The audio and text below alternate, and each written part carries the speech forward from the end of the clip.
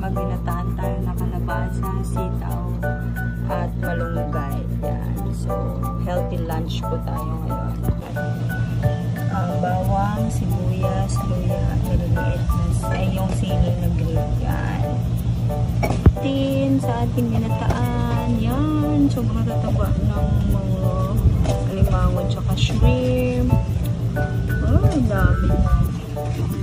Yan po yung sasahog natin. Hindi mawawala ang ating Coco Mama Fresh Gata. Yung sibuyas, bawang, at luya.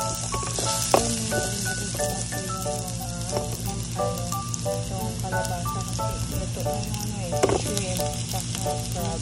Yeah. Ito yung mga kulay.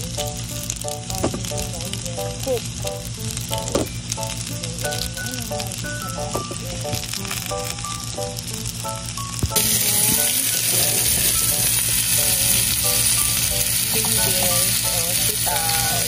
Ito ng konting tubig, papalambutin po muna natin. Palambutin muna lang natin sitaw tsaka yung kalabasa.